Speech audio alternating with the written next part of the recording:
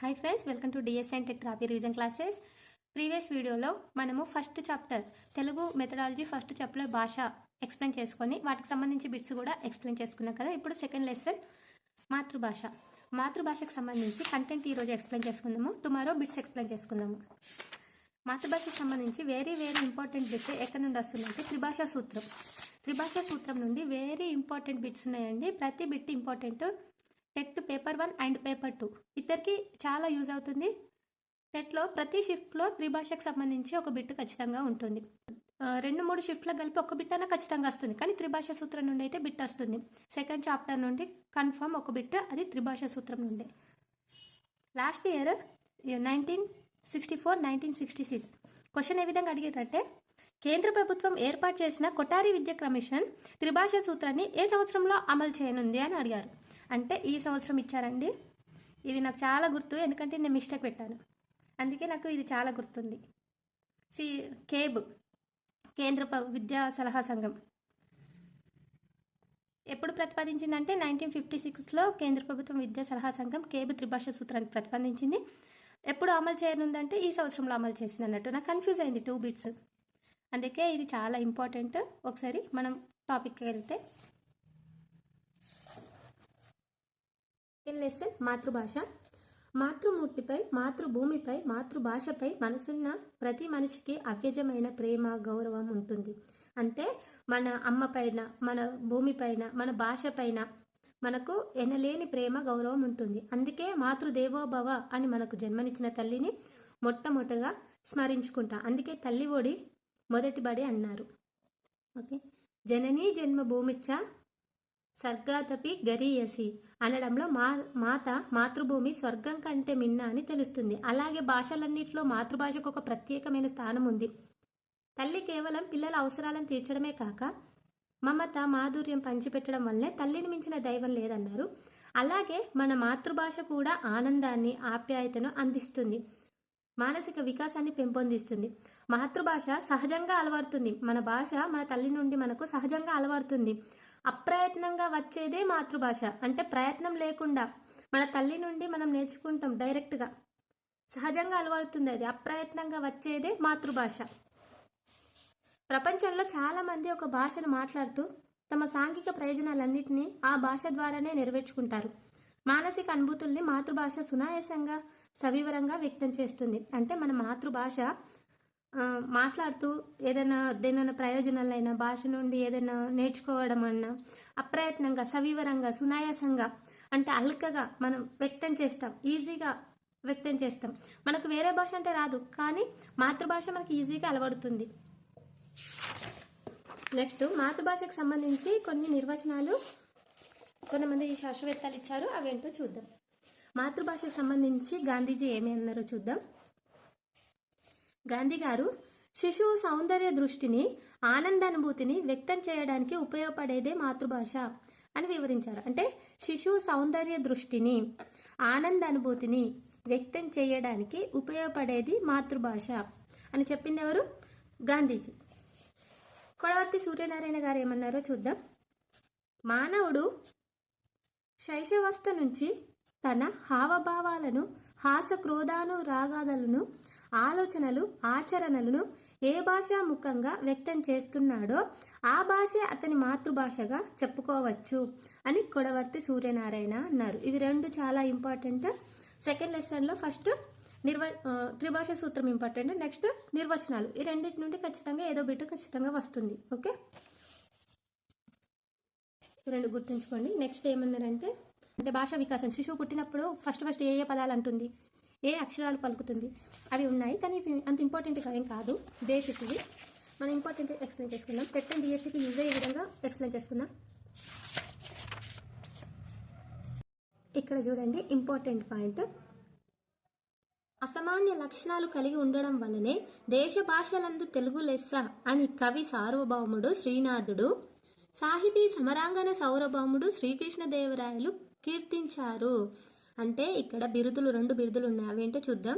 కవి సార్వభౌముడు అని ఎవరిని అంటారు? ఎవరిని? శ్రీనాథుడు. శ్రీకృష్ణదేవరాయల యొక్క బిరుదు ఏంటిది? సాహితీ సమరాంగన సార్వభౌముడు. ఎవరు? శ్రీకృష్ణదేవరాయలు. మరి దేశ భాషలందు తెలుగు లెస్స అని ఎవరిని కీర్తించారు? దేశ భాషలందు తెలుగు లెస్స అని శ్రీనాథుడు శ్రీకృష్ణదేవరాయల్ని కీర్తించారు. ఇక్కడ ఇంపార్టెంట్ పాయింట్ ఇది ఒకటి. బిరుదులు ఇంపార్టెంట్, ఎవరిని అన్నారు అనేది ఇంపార్టెంట్. నెక్స్ట్ త్రిభాష సూత్రం. త్రిభాష సూత్రం చాలా ఇంపార్టెంట్. ఈనాటి పాఠశాల వ్యవస్థ రూపొందడానికి పూర్వం అభ్యాసకులు కేవలం సంస్కృతాన్ని లేదా మరేదైనా రాజభాషను అభ్యసించేవారని చరిత్రధారలు తెలుపుతున్నాయి. ప్రాచీన కాలంలో నిత్య వ్యవహారాన్ని, అవసరమైన భాషా రూపాన్ని ఇంటి వద్దనో వీధి బల్లలోని పండితుల వద్దనో నేర్చిన తర్వాత రాజశ్రయం పొందిన గురుకులాలలో ప్రత్యేక భాషాధ్యయనాన్ని కొనసాగించేవారు. ఇలా చాలా సంవత్సరాలు కేవలం ఒక భాషనే అధ్యయనం చేసే అలవాటు ఉండేది. అంటే ఆనాటి పాఠశాల వ్యవస్థ రూపొందడానికి పూర్వం అభ్యాసకులు కేవలం సంస్కృతం లేదా ఏదైనా రాజభాషను అభ్యసించేవారు. ప్రాచీన కాలంలో ఆ భాష రూపాన్ని ఇంటి వద్దనో లేకుండా వీధి బల్లలోని పండితుల వద్దనో నేర్చుకునేవారు. తర్వాత గురుకులాల్లో ప్రత్యేక భాషాధ్యయనాన్ని కొనసాగించేవారు. నెక్స్ట్, స్వతంత్రానికి పూర్వమే మన దేశంలో ఆంగ్లేయుల పరిపాలన కాలంలో ప్రథమ భాషగా ఆంగ్లం, ద్వితీయ భాషగా ప్రాంతీయ భాష బోధించడం జరిగేది. కార్యాలయంలో అధికార భాషగా ఆంగ్లమే ఉండేది. ఇక్కడ చూడండి, స్వతంత్రానికి పూర్వం అంటే స్వతంత్రం రాకముందు మన దేశంలో ఆంగ్లేయుల పరిపాలన కాలంలో ప్రథమ భాషగా ఆంగ్లం, ఫస్ట్ భాషగా ఏంటిది? ఆంగ్లం ఉండేది, ఇంగ్లీష్. ద్వితీయ భాషగా ప్రాంతీయ భాష బోధించడం జరిగింది. రెండో భాషగా ఆ ప్రాంతంలో మాట్లాడే భాష ద్వితీయ భాషగా బోధించడం జరిగింది. కార్యాలయాల్లో అధికార భాషగా ఆంగ్లమే ఉండేది. అన్ని కార్యాలయాల్లో ప్రథమ భాషగా అధికార భాషగా ఆంగ్లమే ఉండేది. ఎందుకంటే అప్పుడు ఆంగ్లేయులు పరిపాలించేవారు కాబట్టి ప్రథమ భాషగా ఆంగ్లం ఉండేది. నెక్స్ట్, స్వతంత్రోద్యమ ప్రభావం వల్ల జాతీయాభిమానం ఇన్నుమడిచిన కారణంగా మాతృభాషాధ్యయనానికి ప్రాధాన్యత పెరిగింది. అదేవిధంగా జాతీయ సమైక్యత సాధించి స్వతంత్ర ఉద్యమానికి ఏకతాటిపై నడపడానికి ఇంగ్లీష్ భాష స్థానంలో ఒక భాష ఉండాలనే ధ్యేయంతో జాతీయ నాయకులు కింది భాషను ప్రోత్సహించారు. అంటే ఇంగ్లీష్ భాష స్థానంలో ఒక భాష ఉండాలనే ధ్యేయంతో జాతీయ నాయకులందరినీ కలిపి హిందీ భాషను ప్రోత్సహించారు. ఈ నేపథ్యంలో 1937లో మొదటిసారి కొన్ని రాష్ట్రాల్లో రాజ్యాధికారాన్ని పంచుకున్న జాతీయ నాయకులు పాఠశాలలో హిందీ భాష బోధనను ప్రవేశపెట్టి ఆ భాషను జాతీయ భాష గౌరవాన్ని ఆపాదించే ప్రయత్నం చేశారు. ఈ కారణంగా పాఠశాలలో 3 భాషా బోధన వెల్లుకొనుంది. స్వతంత్రోద్యమ ప్రభావం వల్ల జాతీయ అభిమానం పెరిగి జాతీయ నాయకులందరూ ఒక నిర్ణయానికి వచ్చిరన్నట్టు, ఇంగ్లీష్ ప్రథమ భాషగా కాదు, మన హిందీ భాషను ప్రోత్సహిద్దాం అనే ఒక మాటపై నిలబడ్డారు జాతీయ నాయకులందరూ. ఈ నేపథ్యంలో 1937లో మొదటిసారి రాష్ట్రాల్లో అధికారాన్ని పంచుకున్న జాతీయ నాయకులందరూ పాఠశాలలో హిందీ భాష బోధన ప్రవేశపెట్టి ఆ భాషకు జాతీయ భాష గౌరవాన్ని ఆపాదించే ప్రయత్నం చేశారన్నట్టు. ఎప్పుడు? ఏ సంవత్సరం? 1937లో. ఏ భాషకు ప్రాధాన్యత ఇచ్చారు? హిందీ భాషకు ప్రాధాన్యత ఇచ్చి పాఠశాలలో హిందీ భాష బోధనను ప్రవేశపెట్టారన్నట్టు. అంతకుముందు ఇంగ్లీష్ భాషనే ఉండేది అధికార భాషగా. నెక్స్ట్,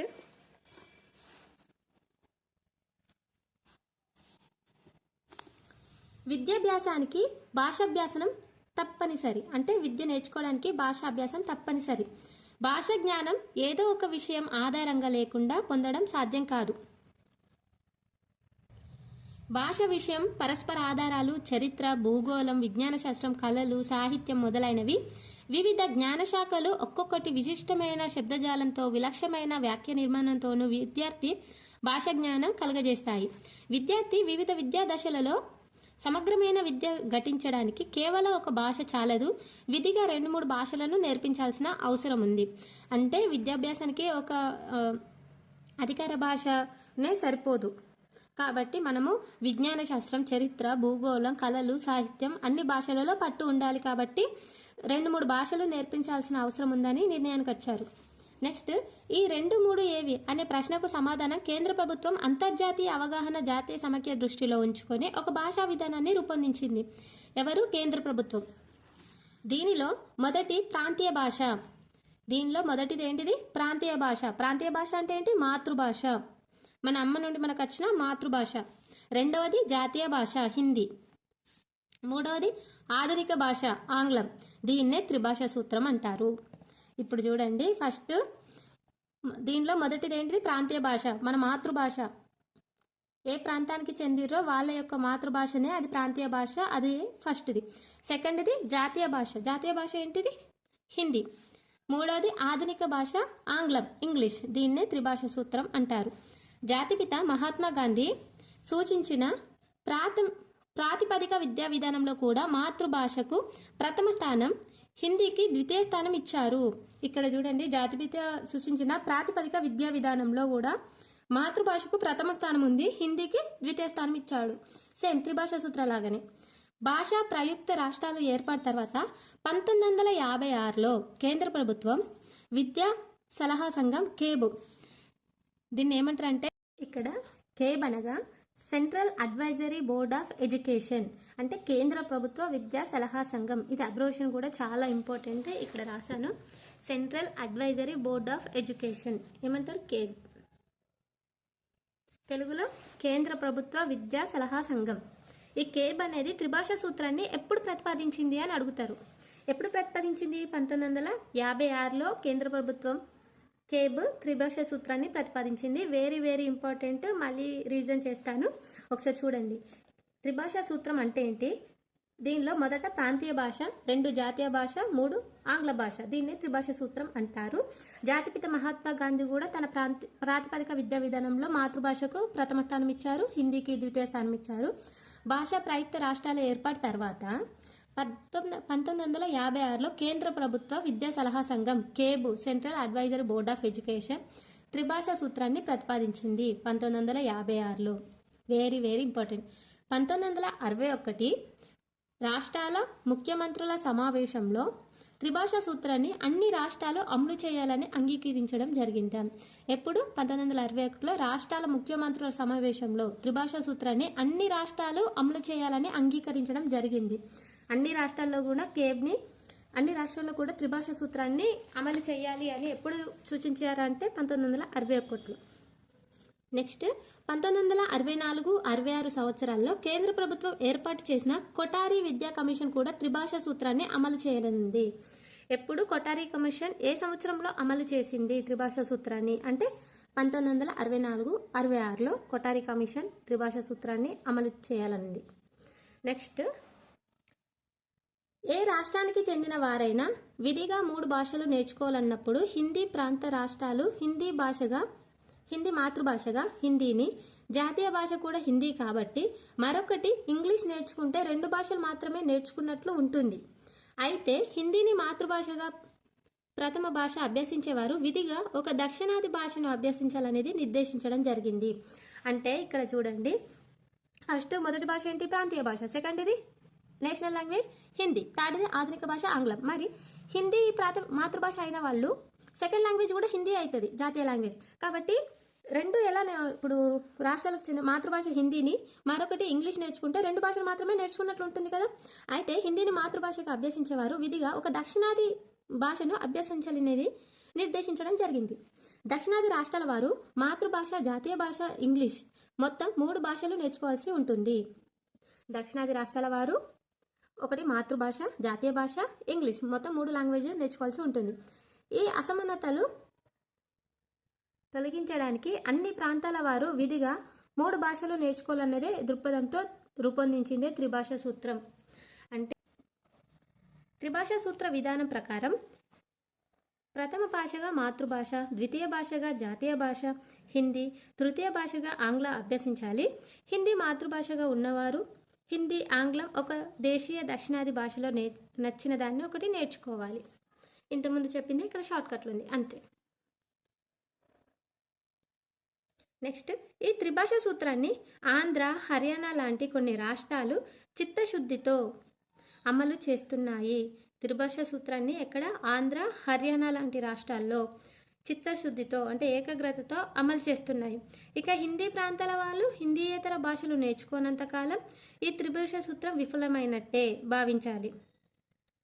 హిందీ ప్రాంతాల వారు దక్షిణాది భాషలు నేర్చుకోవడానికి విముఖులైనప్పుడు త్రిభాష సూత్రాన్ని విఘాతం కలుగుతుంది. అంటే హిందీ భాష ప్రాంతీయ భాష హిందీ అవుతుంది, నేషనల్ లాంగ్వేజ్ హిందీ అవుతుంది. వాళ్ళు ఒక ఇంగ్లీష్ ఎక్స్ట్రా నేర్చుకుంటారు, ఇంకో భాష కూడా నేర్చుకోవాలి కదా. దక్షిణాది భాషలు నేర్చుకున్నప్పుడు ఈ త్రిభాష సూత్రం అనేది వికటిస్తుంది, విఫలమైనట్టే అని మాట్లాడుతుంది. కానీ ఆంధ్ర, హర్యానా లాంటి రాష్ట్రాల్లో ఖచ్చితంగా అమలు చేస్తున్నారు.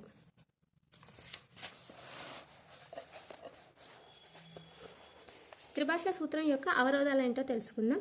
త్రిభాషా సూత్రం అనుసరించడంలో కింద పేర్కొన్న కొన్ని అవరోధాలు ఉన్నాయి. ప్రభుత్వం బాధ్యత వహించకపోవడం. త్రిభాషా సూత్రానికి ప్రభుత్వం అనేది బాధ్యత వహించలేదట. విద్యార్థులు 3 భాషలు నేర్వడం కష్టమని భావించడం. హిందీ ప్రాంతాల వారు దక్షిణాది భాషలు నేర్చుకోకపోవడం. కొన్ని దక్షిణాది రాష్ట్రాల వారు జాతీయ భాష ఆవశ్యకతను గుర్తించకపోవడం మొదలైనవి. ఇక్కడ త్రిభాషా సూత్రానికి అవరోధాలు ఏంటంటే ప్రభుత్వంలో త్రిభాషా సూత్రాన్ని సరిగ్గా అమలు చేయకపోవడం, విద్యార్థులు 3 భాషలు నేర్చుకోవడానికి కష్టం అనిపించడం, హిందీ భాష వాళ్ళు ప్రాంతీయ భాష హిందీ అయిన వాళ్ళు ఇంకొకటి దక్షిణాది భాష నేర్చుకోవడం కదా, అది నేర్చుకోకపోవడం, దక్షిణాది రాష్ట్ర వారు జాతీయ భాషకు అంత ఆవశ్యకత గుర్తించకపోవడం. ఈ 4 అంశాలు త్రిభాషా సూత్రానికి కలిగించిన అవరోధాలు. త్రిభాషా సూత్రం అమలుకు సూచనలు. త్రిభాషా సూత్రం అమలుకు కింది చర్యలు అవసరమయ్యాయి. కేంద్రం, రాష్ట్రం ప్రభుత్వాలు త్రిభాషా సూత్రాన్ని అమలుకు చిత్తశుద్ధితో కృషి చేయడం.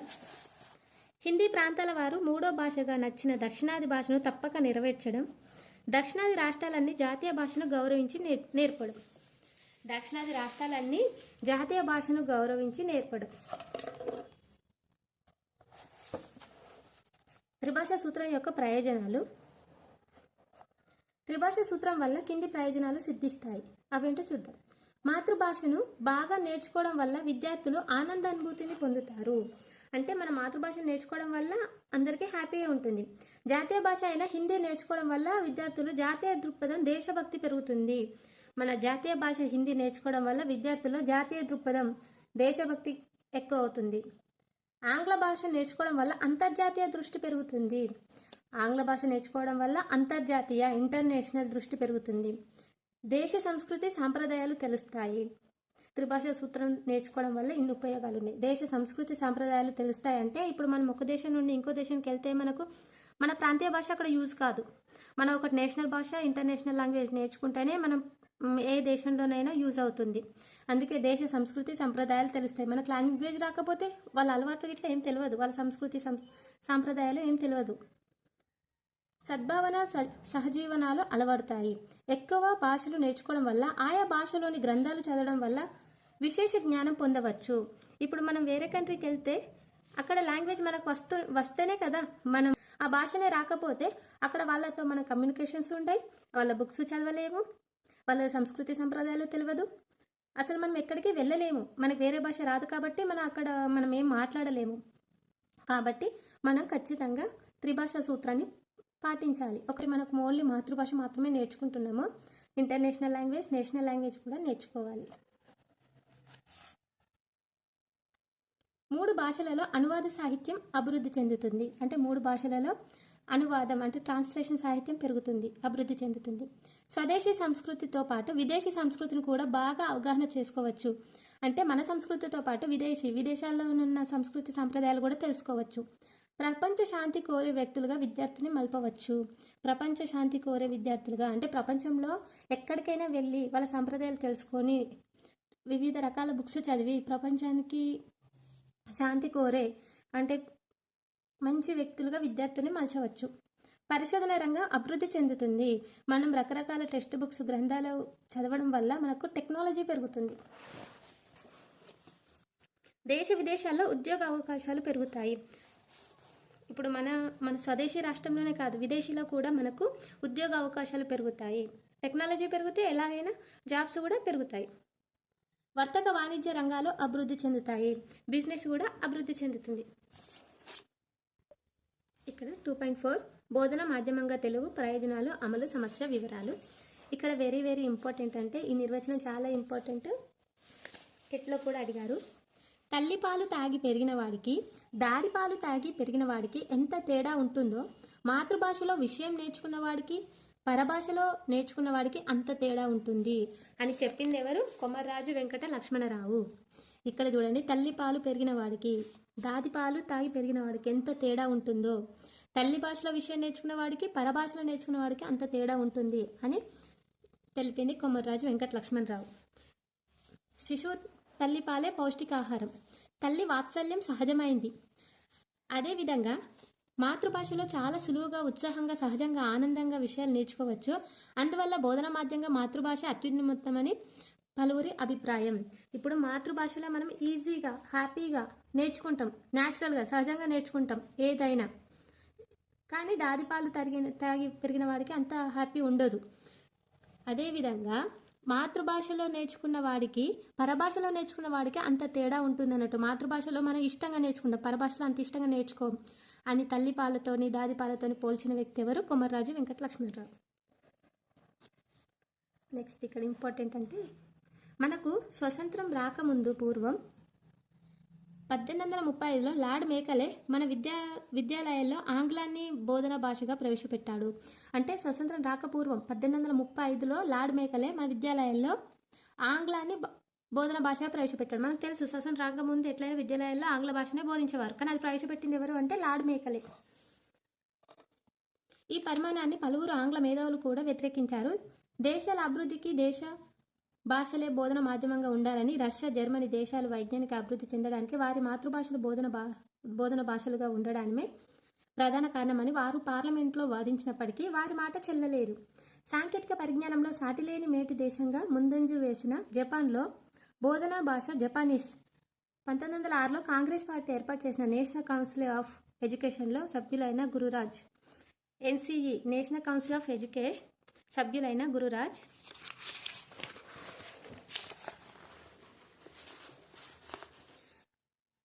బెనర్జీ, రాస్ బిహారీ బోస్, రవీంద్రనాథ్ ఠాగూర్, బిపిన్ చంద్రపాల్, చిత్తరంజన్ దాస్ మొదలైన వారు బోధన భాషలుగా భారతీయ భాషలను ప్రాధాన్యత ఇవ్వాలని సిఫార్సు చేశారు. ఇక్కడ చాలా చాలా ఇంపార్టెంట్ వీళ్ళు: గురురాజ్ బెనర్జీ, రాస్ బిహార్ బోస్, రవీంద్రనాథ్ ఠాగూర్, బిపిన్ చంద్రపాల్, చిత్తరంజన్ దాస్ వీళ్ళందరూ ప్రాంతీయ భాషకు జాతీయ భాషలుగా ప్రాధాన్యత ఇవ్వాలని సిఫార్సు చేశారు. ఎప్పుడు? నేషనల్ కౌన్సిల్ ఆఫ్ ఎడ్యుకేషన్లో 1906 కాంగ్రెస్ పార్టీ చేపట్టిన నేషనల్ కౌన్సిల్ ఆఫ్ ఎడ్యుకేషన్లో సభ్యులన్నట్టు వీళ్ళందరూ తెలిపారు మాతృభాష జాతీయ భాషలకు ప్రాధాన్యత ఇవ్వాలి అని. నెక్స్ట్ ఇక్కడ చాలా చాలా ఇంపార్టెంట్ గోపాలకృష్ణ గోఖలే గురించి. 1910లో గోపాలకృష్ణ గోఖలే ప్రవేశపెట్టిన విద్యా విషయక బిల్లు 1916లో కాశీ హిందూ విశ్వవిద్యాలయ స్నానోత్సవంలో మహాత్మా గాంధీ చేపట్టిన ఉపన్యాసం, 1918లో కోల్కతా విశ్వవిద్యాలయ కమిషనర్ వేదిక, 1929లో హార్టాక్ కమిటీ నివేదిక, 1936లో ఫుడ్ ఎబ్జార్ట్ కమిటీ నివేదిక కూడా బోధన భాషగా మాతృభాషకే ప్రాధాన్యత ఇవ్వాలని నొక్కి చెప్పారు. ఆయన లార్డ్ మాటే చెల్లుబాటైంది.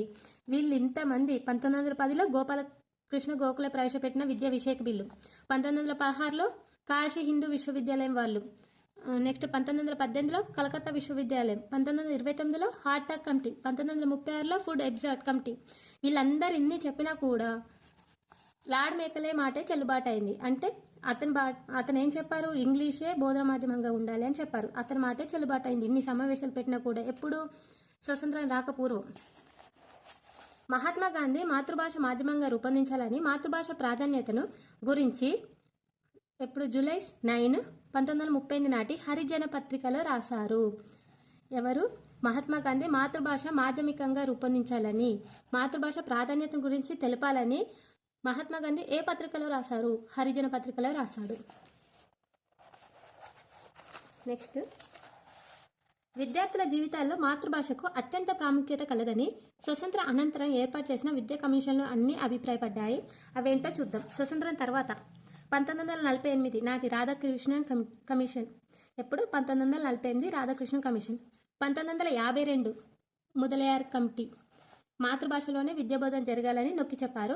1962లో భారత జాతీయ సమైక్య సమితి, 1964-66 కొఠారి విద్యా కమిషన్ పాఠశాల స్థాయి నుంచి విశ్వవిద్యాలయ స్థాయి వరకు మాతృభాషలోనే విద్యాబోధన జరగాలని సూచించింది. అంటే ఏ ఏ కమిటీలు స్వతంత్ర అనంతరం మాతృభాషలోనే బోధన జరగాలని చెప్పింది అంటే Radhakrishna committee, Mudaliar committee, Kothari commission, భారత జాతీయ సమైక్య సమితి. ఇవి చాలా ఇంపార్టెంట్, గుర్తుంచుకోవాలి. నెక్స్ట్, 1967లో మన రాష్ట్రంలోని ఆనాటి ఉస్మానియా, ఆంధ్ర శ్రీ వెంకటేశ్వర యూనివర్సిటీలు చేసిన నిర్ణయం ప్రకారం ఆంధ్రప్రదేశ్ ప్రభుత్వం 1969లో ఇంటర్మీడియట్ తరగతిలో కూడా బోధన భాషగా తెలుగు అమలులోకి వచ్చింది. అంటే 1969లో ఇంటర్మీడియట్ భాష కూడా అమల్లోకి వచ్చింది అన్నట్టు తెలుగులోకి. 1967 మహారాష్ట్రలోని ఆనాటి ఉస్మానియా, ఆంధ్ర శ్రీ వెంకటేశ్వర యూనివర్సిటీ నిర్ణయం ప్రకారం 1969లో ఇంటర్మీడియట్ తరగతులు కూడా తెలుగులోకి అనువాదం చేశారు, అమలులోకి వచ్చింది అన్నట్టు. నెక్స్ట్ మన రాష్ట్రం 1971లో డిగ్రీలో కూడా తెలుగును బోధన భాషగా ప్రవేశపెట్టింది. ఇంటర్లోనేమో 1969లో ఇంటర్మీడియట్, 1971లో డిగ్రీ తెలుగు బోధన భాషగా ప్రవేశపెట్టింది. నెక్స్ట్ యూజీసీ అంటే universal grand commission. Important, UGC means university grand commission. బోధన భాష విషయంలో నిర్ణయాధికారం ఆయా విశ్వవిద్యాలయాలకే నిర్ణయించినప్పటికీ విశ్వవిద్యాలయాల్లో ఆశించినంత మార్పు రాలేదు. కొన్ని విశ్వవిద్యాలయాల్లో ఇప్పటికీ విశ్వవిద్యాలయ స్థాయి తరగతులకు అవసరమైన గ్రంథాలు తెలుగులో తయారు చేస్తూ ఉన్న సమయంలో మళ్ళీ చరిత్ర వెనక్కు మళ్ళడం ప్రారంభించారు. అంటే ఇక్కడ యూజీసీ యూనివర్సిటీ గ్రాండ్ కమిషన్ ఏం చెప్పారంటే వారి నిర్ణయం ఆయా విశ్వవిద్యాలయకే ఇచ్చినట్టు విశ్వవిద్యాలయంలో ఆశించిన మార్పు రాలేదు. తెలుగు బోధన మాధ్యమంగా ప్రవేశపెట్టినా కూడా ఆశించినంత మార్పు రాలేదు అని చెప్తున్నారు.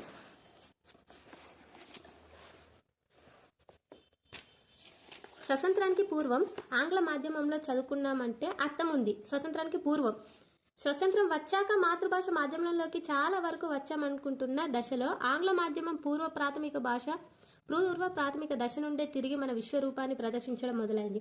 నేడు మానసిక బానిసత్వంతో కూరుకుపోయిన నల్లదొరల పాలనలో పుడుతూనే ఆంగ్లం నేర్చుకోండి అన్నట్లు శిశువుకు ముచ్చటగా 3 సంవత్సరాలు వస్తున్నాయనగానే ఆంగ్ల మాధ్యమ పాఠశాలలో చేరడాన్ని మన వ్యవస్థ ప్రోత్సహిస్తుంది.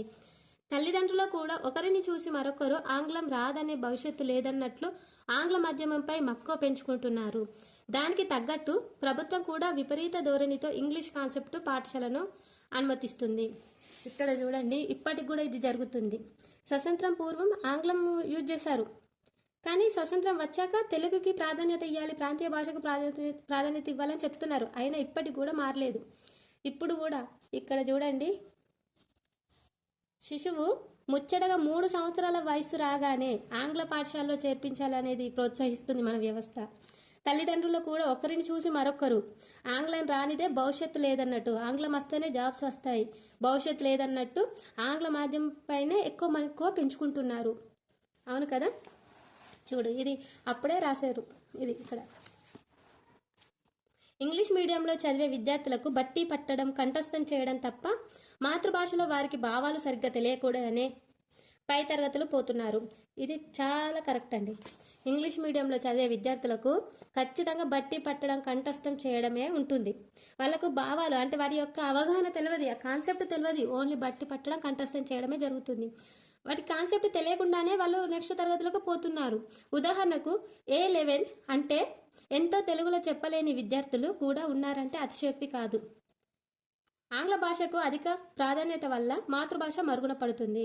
ఆంధ్ర భాషకు ప్రాధాన్యత ఇవ్వడం వల్ల మన మాతృభాష అనేది వెనుకబడిపోతుంది.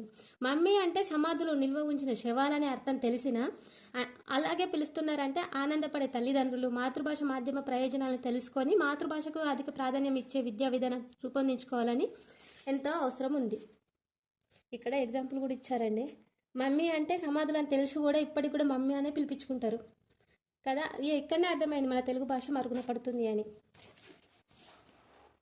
నెక్స్ట్, ఆ దృష్టితో మాతృభాషలోనే విద్యా బోధన అన్ని స్థాయిల్లోనూ జరిగితే సమగ్ర మానవ వ్యక్తిత్వానికి రూపకల్పన జరుగుతుంది.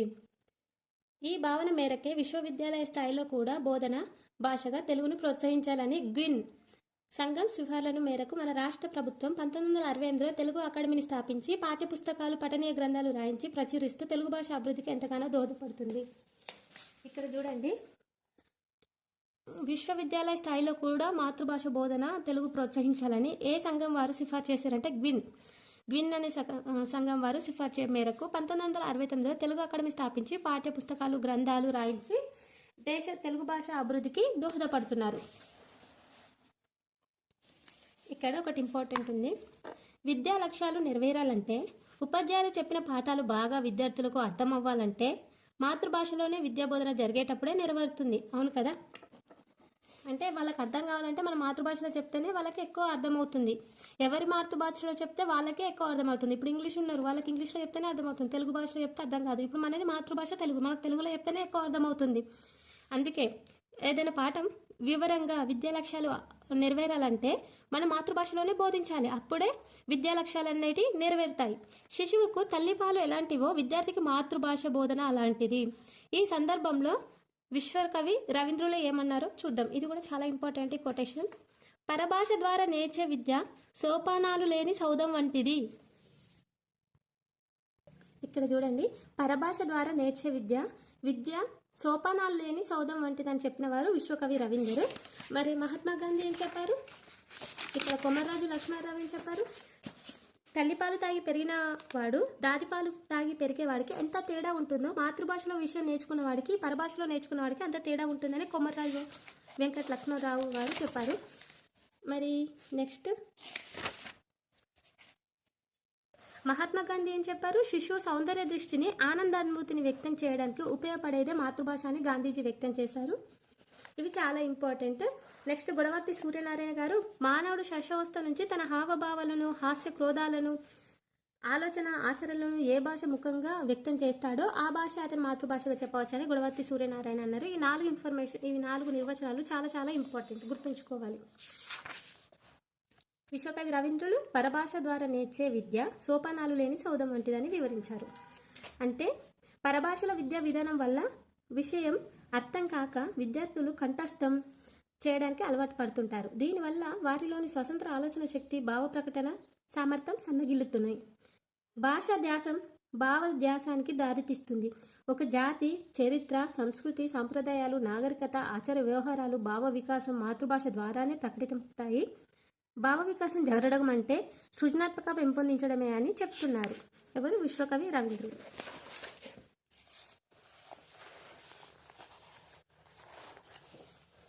ఇక్కడ పరభాషలో విద్యాబోధన జరిగినప్పుడు విదేశీ సంస్కృతులు, రీతులు దిగుమతులై మన సంస్కృతి విషతుల్యమవుతున్నాయి, ప్రమాదం ఉంది. అందువల్ల మాతృభాషలో విద్యాబోధన ప్రాథమిక స్థాయిలో మరింత మేలు. ఆంగ్ల మాధ్యమంలో ప్రాథమిక విద్య ఇసుకపై నిర్మించిన పునాది వంటిది. ఆంగ్ల మాధ్యమంలో ప్రాథమిక విద్య ఇసుకపై నిర్మించిన పునాది వంటిది అని చెప్తున్నారు. ఇసుకపై నిర్మించిన పునాది వంటిది అంటే ఇసుకపై పునాది వేస్తే అది ఆగుతుందా? ఆగదు. అందుకే ఆంగ్ల మాధ్యమంలో ప్రాథమిక విద్య అనేది దీంతో పోల్చారు ఎవరు? విశ్వకవి రవీంద్రుడు. నెక్స్ట్ బోధన మాధ్యమంగా మాతృభాష యొక్క ప్రయోజనాలు తెలుసుకుందాం. మాతృభాష మాధ్యమం వల్ల దేశీయ భాషలు అభివృద్ధి చెందుతాయి. మాతృభాష మాధ్యమం వల్ల అధ్యయనం చురుకుగా సాగుతుంది, సామాజిక స్పృహ పెంపొందుతుంది, విశ్లేషణ శక్తి, సృజనాత్మక శక్తి పెంపొందుతుంది, భాషకు తగిన గౌరవం కల్పించడం అవుతుంది. నెక్స్ట్ మాతృభాషలో అధ్యయనం వల్ల కంఠస్థం చేయకుండా భావాలను గుర్తుపెట్టుకొని రాసుకోవచ్చు. నెక్స్ట్ ఇక్కడ ఇంపార్టెంట్ అంటే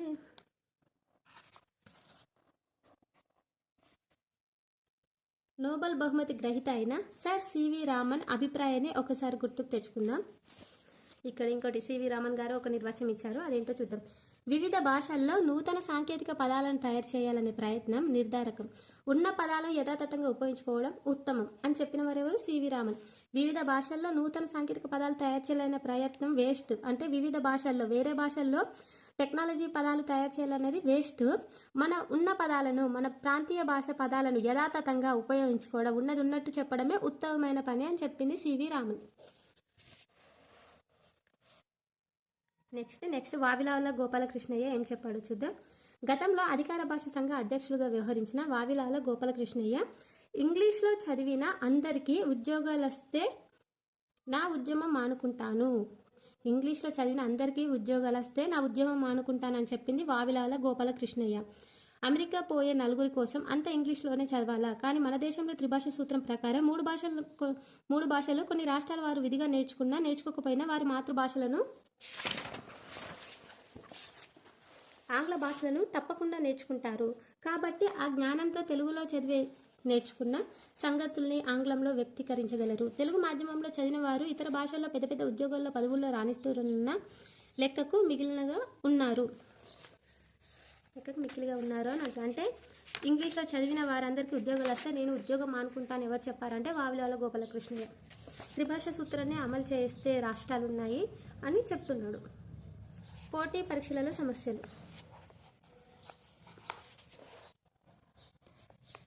అఖిల భారత సర్వీస్, మెడికల్, ఇంజనీరింగ్ వంటి పోటీ పరీక్షల్లో ఆంగ్ల మాధ్యమంలో చదివిన విద్యార్థులే రాణిస్తారని, మాతృభాష మాధ్యమంలో చదివిన వారు రాణించలేరని అనుకోవడం పొరపాటు. ఇది ఇప్పటికీ అనుకుంటున్నారు, ఇలా అనుకోవడం పొరపాటు. పోటీ పరీక్షల్లో విజయానికి సోపానం బోధన భాష కాదని, పాఠశాలలో జరిగే బోధన స్థాయి, విద్యార్థుల కృషి, పట్టుదలతో పాటు అనేక కారణాలు ఉంటాయని ఎవరు చెప్పారు? అట్లూరి పురుషోత్తం అభిప్రాయపడ్డారు. ఇందులో ప్రతి బిట్ ఇంపార్టెంట్ ఉందండి. ఒకసారి చూడండి, టెక్స్ట్ బుక్ చదివే వాళ్ళకే ఈ బిట్స్ అన్నీ అర్థమవుతాయి. ఏ కాంపిటేటివ్ ఎగ్జామ్లో కూడా ఇటువంటి బిట్సే ఇస్తారు, కాబట్టి ఇటువంటి బిట్సే చదవండి. పబ్లికేషన్స్లో ఇటువంటి బిట్స్ ఉండవు, గుర్తుంచుకోండి. పోటీ పరీక్షల్లో విజయానికి సోపానం బోధన భాష కాదని ఎవరు చెప్పారు? అట్లూరి పురుషోత్తం అభిప్రాయం. ఓకే, ఇక్కడ మన పొరుగు రాష్ట్రమైన కర్ణాటకలో 5వ తరగతి వరకు మాతృభాష మాధ్యమంగా ఉంది. మన ప్రభుత్వం కూడా కర్ణాటక ఆదర్శంగా తీసుకొని ప్రాథమిక విద్యలో మాతృభాష మాధ్యమంగానే ప్రోత్సహించాలి. మన కర్ణాటక రాష్ట్రంలో 5వ తరగతి వరకు మాతృభాష మాధ్యమంగా ఉంది, మాతృభాష బోధన మాధ్యమంగా ఉందన్నట్టు. కర్ణాటకను ఆదర్శంగా తీసుకొని మాతృభాషలో ఉండాలి ప్రాథమిక విద్యలో అని చెప్తున్నారు. నెక్స్ట్, అన్ని రకాల వృత్తి విద్యా కోర్సులకు పనికొచ్చే పాఠ్య గ్రంథాలన్నింటినీ తెలుగులోకి అనువదించాలి. వృత్తి విద్యా కోర్సులో కూడా ఆంగ్ల మాధ్యమంతో పాటు తెలుగు మాధ్యమంలో కూడా చదువుకునే అవకాశం కల్పించాలి. అంటే అన్ని కోర్సులలో కూడా తెలుగులో చదువుకోవడానికి అవకాశం ఇవ్వాలి. కేంద్ర స్థాయిలోను రాష్ట్ర స్థాయిలోనే నిర్వహించే అన్ని పోటీ పరీక్షల్లోనూ తెలుగులో కూడా రాసే అవకాశం కల్పించాలి. కానీ కల్పించడం లేదండి. ఒకసారి ఇప్పటికి కూడా ఇది అనుకాలి. కేంద్ర స్థాయిలోని రాష్ట్ర స్థాయిలో ఓకే, కేంద్ర స్థాయిలో నిర్వహించే సెంట్రల్ లెవెల్లో రాసే వాటికి తెలుగులో అవకాశం కల్పించలేదు ఇప్పటికి కూడా. 2003-04 విద్యా సంవత్సరం నుంచి రాష్ట్రంలోని అన్ని పాఠశాలలో 1 నుంచి 10వ తరగతి వరకు తెలుగును విధిగా బోధించాలని తెలుగు భాషోద్యమ సమైక్య కృషి ఫలితంగా ప్రభుత్వం ఉత్తర్వులు ఇచ్చింది. అట్లాగే బోధన మాధ్యమం 1 నుంచి 10వ తరగతి వరకు తప్పనిసరిగా మాతృభాషలోనే కొనసాగాలని ఉత్తర్వులు ఇస్తే మాతృభాష గౌరవాన్ని మరింత ఇముడింప చేసేవారం అవుతాము. అంటే 1 నుండి 10వ తరగతి వరకు తప్పనిసరిగా మాతృభాషలోనే బోధన జరగాలి అని చెప్తున్నారు. తెలుగు లాంగ్వేజ్ ఒకటి ఉంటుంది కదా, ఇప్పుడు కూడా ఆ తెలుగులోనే బోధిస్తాం. ఈ విధంగా 1 నుండి 10వ తరగతి వరకు తెలుగును విధిగా బోధించాలనేది తెలుగు భాషోపాధ్యాయ సమైక్య కృషి ఫలితంగా ప్రభుత్వం ఉత్తర్వులు ఇచ్చింది. ఎప్పుడు 2003-04 విద్యా సంవత్సరం నుంచి. తెలుగు భాషోపాధ్యాయుడి లక్షణాలు ఏంటో చూద్దాం.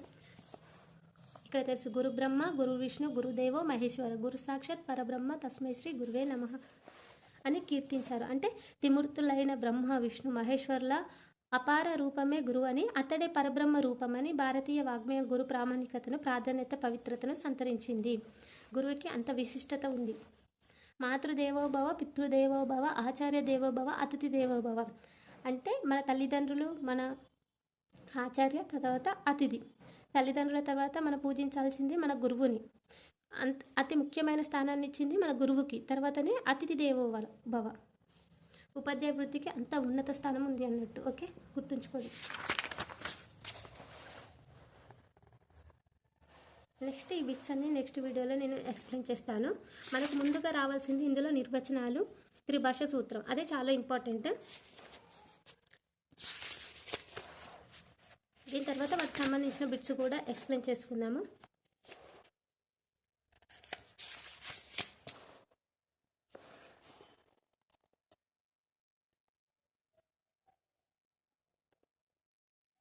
ఇక్కడ ఇది ఒకటి ఇంపార్టెంట్ ఉంది, ఒకసారి చూడండి. భారత రాజ్యాంగంలోని 345వ అధికారం, మొన్న షిఫ్ట్లలో అడిగారు 345వ అధికారం 2026 జనవరి షిఫ్ట్లలో, జనవరి టెట్ ఎగ్జామ్లో 345వ అధికారం తమ తమ ప్రాంతీయ భాషలకు అధికార భాషలుగా స్వీకరించడానికి రాష్ట్రాలకు అధికారం ఇచ్చింది. దాన్ని పురస్కరించుకొని ఆంధ్రప్రదేశ్ శాసన విభాగం 1966లో అధికార భాష శాసనాన్ని తయారు చేసింది. ఇంపార్టెంట్.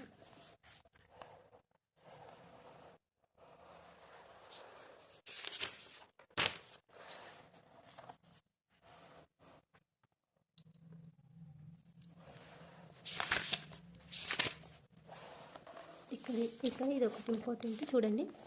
దేశ భాషలందు తెలుగు లెస్స అని కవి సార్వభౌముడు శ్రీనాథుడు, సాహితీ సమరాంగణ సార్వభౌముడు శ్రీకృష్ణదేవతో పొడిగించుకున్న మన తెలుగును చివరకు విదేశీయుడైన సిపి బ్రౌన్ తెలుగును ఇటాలియన్ ఆఫ్ ఈస్ట్ అని కీర్తించాడు. ఇటాలియన్ ఆఫ్ ఈస్ట్ అని కీర్తించింది ఎవరు? CP brown. దేనిని? తెలుగును. ఏమన్నాడు? Italian of the east. దేశ భాషలందు తెలుగు లెస్స అని ఎవరన్నారు? శ్రీకృష్ణదేవరాయలనే అన్నారు. ఎవరు? శ్రీనాథుడు. శ్రీనాథుడు యొక్క బిరుదు కవి సార్వభౌముడు. శ్రీకృష్ణదేవరాయల యొక్క బిరుదు సాహితీ సమరాంగణ సార్వభౌముడు. ఇటాలియన్ ఆఫ్ ది ఈస్ట్ అని ఎవరన్నారు? CP brown. దేనిని? తెలుగును. గుర్తుంచుకోవాలి.